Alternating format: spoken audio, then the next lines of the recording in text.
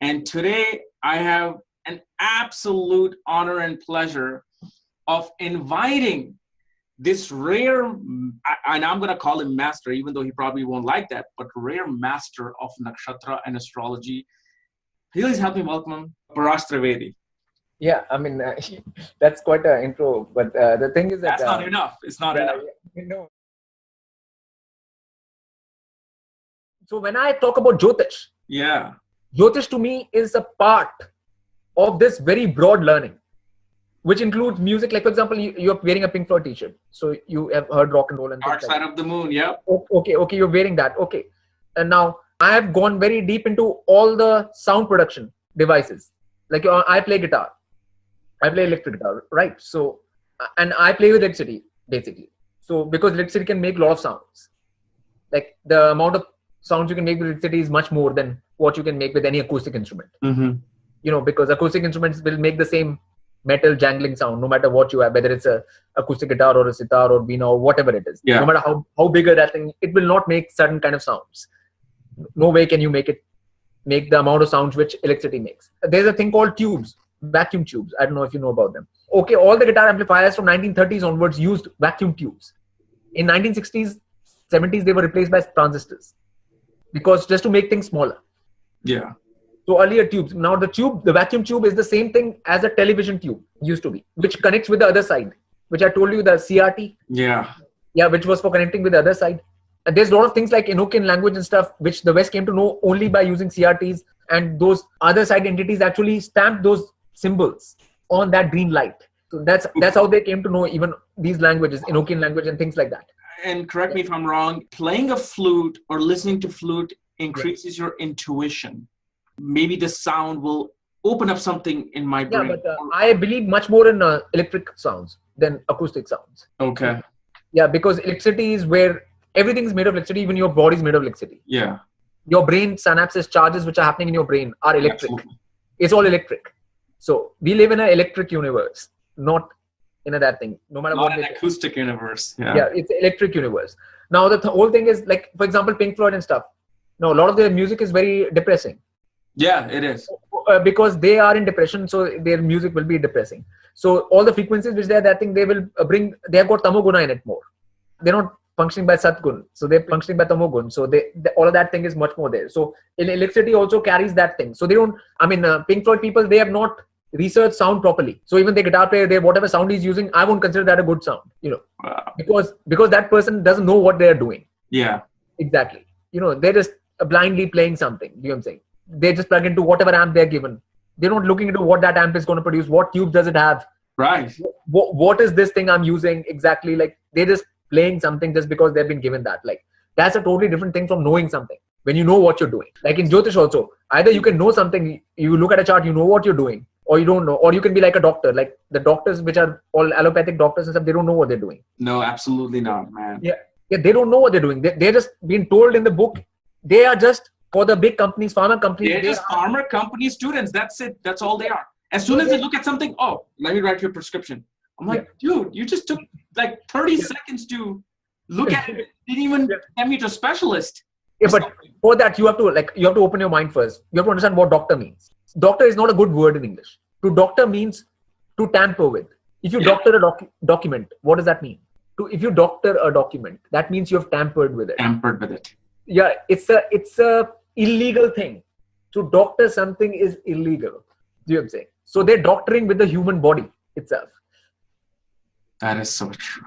Yeah. So you have to understand what that meaning of that word means even in the first place before you go to a doctor.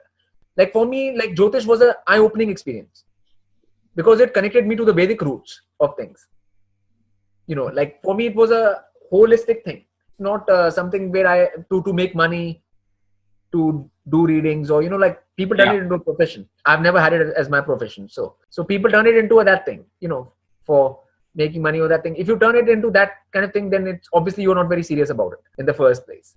Like you are not questing for knowledge. Whatever your audience is hearing, like I just want to get through to them that Jyotish is not something separated from all other sciences. It is very, very connected to language, etymology, sounds, music, mathematics, everything. And whenever people taught anything, people right now want to learn Jyotish and stuff, and they're not even, they are eating meat, for example. If you're eating meat, I mean, you can't learn anything. You're already in a very highly tamasic state. Yeah. Like you have to be vegetarian first. I admit that, yeah. Yeah. So you have to be vegetarian first and all of that kind of thing. You know, like you have to change your way. Like when people used to go to Gurukuls before in Rishi Kuls, all Rishis used to teach them for first 5 years was how to just speak from the center of your mouth. That's all. So when they would say any shlok or any word or anything, they have to speak from the center of the mouth. Can't speak from left side, can't speak from right. Always speak from the center. That's all they were taught. Because if you don't center your body, you are in no position to learn anything. Learning only happens from the center. That's where your Sushumna channel is in the body. That's where the Kundalini rises from. Yes. Yeah. So if you are not always in the center, if you're not speaking from the center, your mouth is not moving from the center. You know, if you speak from an American accent, with an American accent, then you will never speak from the center. Because it is from the side. It's twangy. It's always from the side. You're always speaking from your side. You're not speaking from the center of your mouth. Speaking in center of your mouth, what is it doing for us? Yeah, it programs your brain to come to the center. Okay, I see. Every time you speak, you're programming your brain. Yeah. Every time you speak. So I told you it's a spell. And any language programs. If you speak in Sanskrit, Hindi, Bangla, Tamil or English or any language, it will program your mind. And if you don't speak from the center, like your Sushumna will stay very narrow. It will be like a country road. But if you want to make it into a highway, big highway, you will have to bring your body to the center. Okay. So your body politic always, like when we have this thing in India like this, like that. That is for center only. Bringing yourself into center. You're bringing left, right together to bring into center. That's all. Center always. You know, never be sidey. Like a sidey person means an unreliable person. In English language even. Sidey means that you are not reliable. Straight means reliable. Straightforward. One has to be straightforward. Straightforward, yeah. Yes, straightforward. Like always in the center. You know, these things are much more basics. Jyotish comes later. What you're eating, how you're speaking, how are you holding your body, all these things come first. Your basics come first. These are all laws of the multiverse. You wanted to know, you were asking me what are the laws. These are the laws. These are laws. You have to be in the center. And they don't teach that in school. No, there's no school in the world. Even in India, they don't do that anymore now. No. India, they have not done that for 5,000 years. Yeah. Even in India, they have not done that for 5,000 years. That's why India is at the bottom of the pile. Like India has no knowledge whatsoever now. Because they've totally left their Vedic roots. Yeah. And then they're trying to copy the West. Yeah, they're all becoming westernized. They're not westernized though. Westernized means you have a thirst for knowledge. You're going after knowledge. Like India's fall happened when India became a Shishupal society. Do you know about Shishupal? No. Mahabharata. Okay, Shishupal was like the one who had a fight with Krishna. Oh, I see. Okay. You know, there was a character, Shishupal. Now, what does Shishu mean? Shishu means like a little baby child. Child, yeah. Child, okay. Pal means the one who nurtures children. So they are called Shishupals. And what was Krishna? Gopal. Not Shishupal. Go means your senses. Gopal. And cow. Cows and senses. Two things. So he takes care of those things. He's just not a baby producing machine. Like Indians just produce babies, then take care of them, and that's all their life is. And when you become a Shishupal, you will not have any knowledge. Like even Rishis were never Shishupals. When Rishis had a child, even, they would send it to another Rishi. They would never teach it himself. When you have a child, you should never deal with it at all. You should be totally indifferent to it. And that takes a lot of high knowledge to detach yourself. Yeah, that detachment has to be there. You know, because that is bad for the child and both you. It's bad for both of the people. Because child becomes dependent on you. So it becomes a brat. Yeah. It becomes a brat. You know. And so India is full of brats. That's why. Because it doesn't take responsibility for itself. India, people stay dependent on their parents even at the age of 40 and 50. Age of 40, absolutely true. Yes. So they don't get out of the infantile childhood at all. Like, so they're not grown up. So then you can't learn anything. You know, and there's a difference between a kid and a child. Child means somebody which can learn. Kid means something which is a brat. Which is spoiled already. So English has two words, kid and child. Child means they have a good father-son, father-daughter relationship though, Rishis? Even if they send them, don't have attachment with them? I mean, there's no relationship. There basically is no relationship. It's just know that is your father, but there's no relationship. There's no that thing like in India, like these kids can come to their parents and they are always on their legs and they are crying, mommy, mommy, papa, papa, like that. Like I'll tell you something about this. First. Like houses are 4th and 10th. Mother and the father. Well, yeah. I mean, it can't be 6th from 4th. Yeah. Your father can't be 6th from 4th. That's just not normal logic. I know when this 9th thing came, like it is always 10th. But you have to understand that mother and father don't mean anything in Vedic things. All Vedic stories, like if you go to the Prahlad story, you found that he went totally against his father. His father was Hiranyakashipu. Whatever he told him to do, he never did anything. Mm-hmm. But that was not a bad thing. Vedic scriptures nowhere say that you should follow your parents, or you should listen to your parents, or you should listen to a single thing they say. Vedic scriptures always say you have to listen to the divine, not your parents. Yeah. Parents are not important. Physical, worldly parents are not important at all. They're nothing. They are the people who have brought you into this world and who don't know what this world is themselves. Yeah, that's true. Yeah. And can't take you out of it. No. They have done you a disservice. They have not done you any service by bringing you into this world. And any animal can even create babies. Yeah. It doesn't take special that thing to create babies. Yeah. Even an animal can procreate. Procreation is not a special activity, which anybody can do. Like, so that's the whole point. Like this whole thing that you don't owe anything to your parents first. First thing, the Indians have all these misconceptions in their brains. That it's around the world. It's not just India. Yeah. Around the world, we have this, like, our parents are, yeah, we need to respect and we need to listen to them. Yeah, but again, listen to the words. There are two words, older and elder. Yeah. Now, older means older in age. Your age, yeah. Okay, you don't respect somebody just because they're older to you. Older in age, yeah. You only respect somebody because somebody is elder to you. Elder means EL, DER. EL means their Kundalini has awakened and they've gone past all the chakras and they've gone up there, and that's why you respect them. That's an elder. That age can be 20, 25, 16, any age, 30, 40, any age. So, Vedic stories are very clear about who to respect. These are laws. If anybody in this age, for example, right now, goes by their parents, they'll go on a totally wrong line. I didn't learn Jyotish because my parents wanted me to.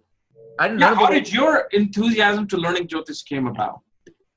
No, because the point is like you want to know where you are. Yeah. When you are when you are 3 years old, 4 years old, when you first come to know that you are a being, when you first start to come to know that you are a being, then you come to know, okay, I'm something. You have a consciousness, which is not your name. It has nothing to do with your name. You just know that you're something. Whether you have a name or not, you don't have a name, it does not matter. Because you're not your name. Your name can be anything at any time. You'll still exist. Yeah, right now your name is Kapil, or tomorrow it can be Sudhanshu, it can be Siddharth, it can be any name. Like, you'll still exist. Your name might become anything. Or you might not have a name. You will still exist. You will not cease to exist. So when you are 3 years old, 4 years old, your memory starts. You come to know that you're a being. And when you come to know you're a being, you come to know that you are inside something, this big thing. You look outside, you go out and you see the sky. Yeah. You are inside some huge something. Like you are inside something. Then you come to know that you are a being and you are inside something. Then automatically the next question rises, what is this thing? Yeah, what is this thing? What is this thing? And then when you come to know that what is this thing, then you come to know what are the laws of this thing? What is the basis of this thing? That's when Jyotish comes in. To help you understand what this thing is. You're inside a field. You are inside a field. To use a scientific term, you are inside a field. Now, nakshatras are also 27 types of fields. That's all. So either you know about those fields or you don't. Right. Yeah. Jyotish is just part of understanding this whole thing you are inside. Okay. And what its laws are. But I wanted to know those even before earlier. Even at the age of 7, 8, 9, 10, 11, I always wanted to know those things. Wow. Yeah. Is it because you kind of grew up in that Vedic environment where your parents kind of instilled this? No. It's because I didn't have any relationship with my parents. Oh. The most favorable thing for me was that I was not attached to my parents. Due to some reason, or just naturally you weren't attached? No, naturally I wasn't attached. Like I didn't have this my mommy, my papa, this is my daddy, this is my mom. Like I didn't have this my thing. That this is mine. That's where people get caught. That is another being. You are a being and that is a being. That is not yours. It's a separate being. It's separate from you. You don't have ownership over it. Yeah. So that's the mentality you require. You shouldn't have this bad mentality, which is very bad for you, which is like my thing, my brother, my father, my sister, my this thing, my that thing. What? This is not yours. All of this is not yours. And that's what creates a brat. So it's my father, then I can ask them for anything. It's my mother, I can ask it for anything. Wow. If I want a toffee, I go, mommy, give me a toffee, like I'm saying. So when you wanted something, what did you do? Did you want anything? But the point is, you are confused first. When you come into this world, you are absolutely confused. Confused, yeah. Yeah, you are in a confused state of utter confusion. Because like even when Brahma first came into being, the one who created the Brahman, he first came into being, he didn't know who he was or where he was. So you have to go into meditation first to even figure out who you are and where you are and what is all this. Even Brahma had to do that. But beings right now don't do this at all. Mm-mm. Even Brahma, who is much more powerful, much more stronger, much more that thing than you, had to do that. Then who are you? Exactly. He doesn't have to do that. What? I mean, beings just jump into action in this world. You don't jump into action. You try and figure things out. What is this? What is all this? Where am I? Like you're just in a state of confusion. Last thing you can do is want something. Exactly. When you are in state of, you are feeling like that nothing is clear. For example, if you suddenly, right now you're sitting here in this chair and next 30 seconds you end up in another planet, then you'll be confused. Yeah. Completely. Yeah. You'll be like, where am I? What is all this? And you will not just start eating something, because if you eat something, it might be poisonous. You don't know what that thing is. Yeah. You don't know where you are. So you can't just go there. You see a fruit and you just put it into your mouth. You can't do that. Yeah. You'll have to figure it out, isn't it, first? Where you are. And when people try to figure that out, they only figure out society. Society. And whatever the junk that it feeds you.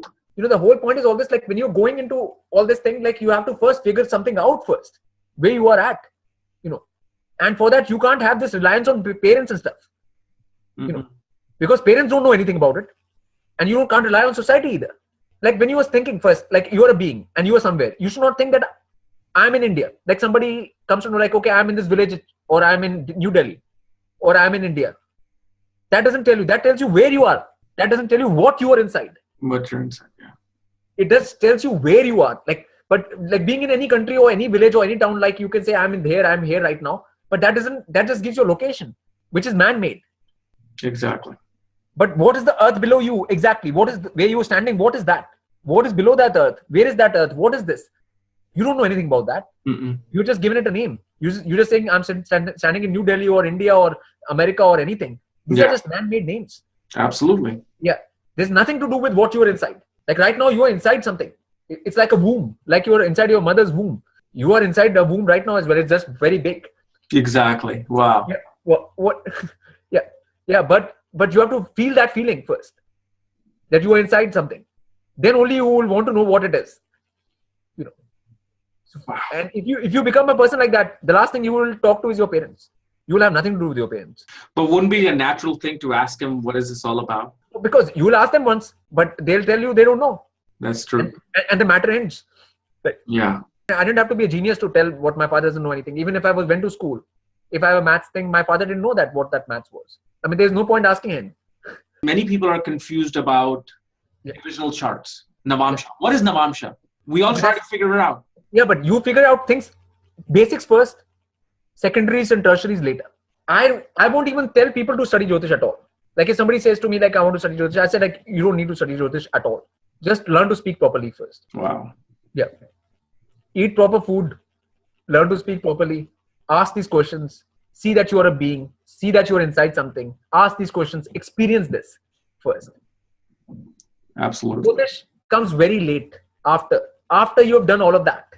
Then you can go into that. Then again, you can come into the first chart. And again, you can find out Navamsha and stuff is very tertiary stuff. Because if you don't know about numbers, if you don't know what 9 means, then what can you tell about Navamsha then?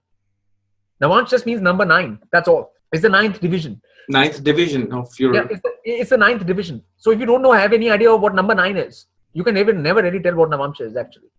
So tell us, what is number 9? I mean that will be a whole talk. I mean, I'll be talking in 1 hour just on number 9. Then we would definitely have to do another talk with this. Yes. Somebody wants to know just on a mundane level, how strong. Some say Navamsha is not important. Some say it's important. But there is no mundane level. You have to understand there is no mundane level. There is only one level. One, okay. And that is spiritual level, and that is the only level. There is no other level. Like, if you are at any other level, you are just a slave. And all people who do 9 to 5 jobs right now are all slaves. There's no difference between mundane and spiritual. People should not make this schizophrenia in their brain. This is schizophrenia, all of this. That there is mundane level, there is spiritual level, there's this thing. All levels are exactly same or the same thing. There, you are never out of this. You are inside one thing, which is a complete whole. You can't separate it out. If you follow multiversal laws, you will not have to follow the man-made laws. Just like when Prahlad was praising Vishnu, Hiranyakashipu could not do anything to him. He tried everything. He threw everything at him. Nothing happened to him. Because Prahlad is going as per the laws of the multiverse. When you go as per the laws of multiverse, you are invincible. Nobody can harm you. Nothing can harm you. From inside or outside.